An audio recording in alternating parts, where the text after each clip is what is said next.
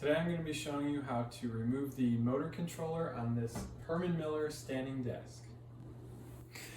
So to remove this cover, on the back right corners or the front right, depending on what direction this cover is installed in, you can, this little opening for some of the cables, you can kind of pull on that and get it to drop down.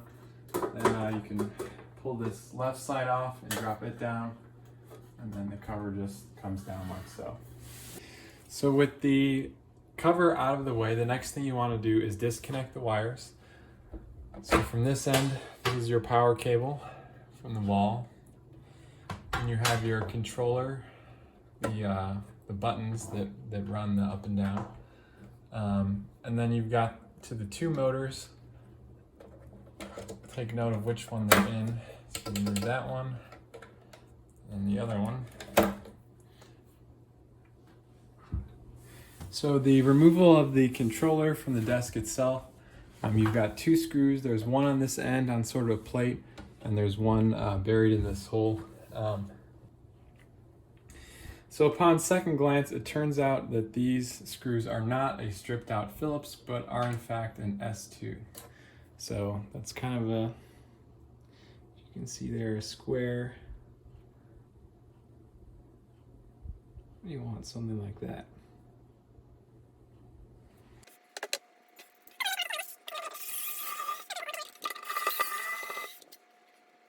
So there you have it. Now we have our motor controller freed up.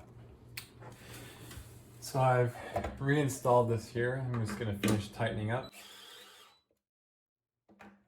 Kind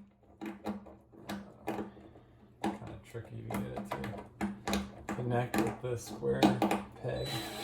Sometimes it helps just to go slowly until you feel it drop in. There we go.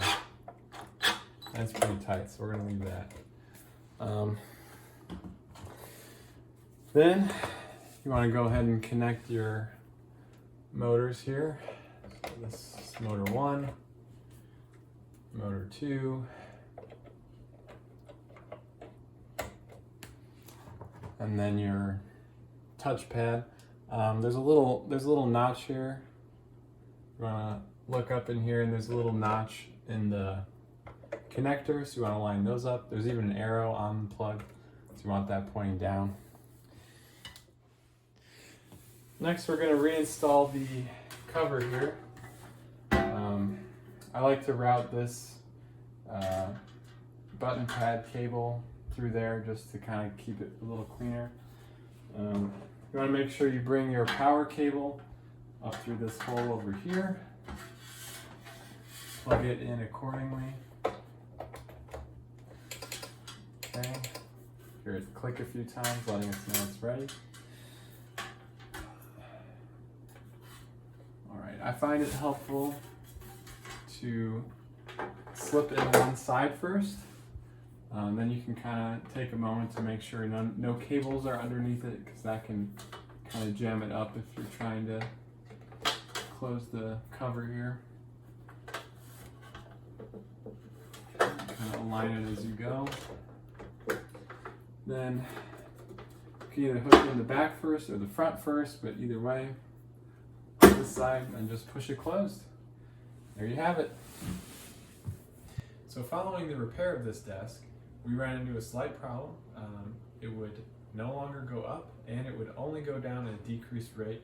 I was pretty alarmed at first, but after some brief research, I found a very easy solution to this problem. If you do run into this, please check out the video linked in the description. And if you guys have found this helpful, as always, please like and subscribe.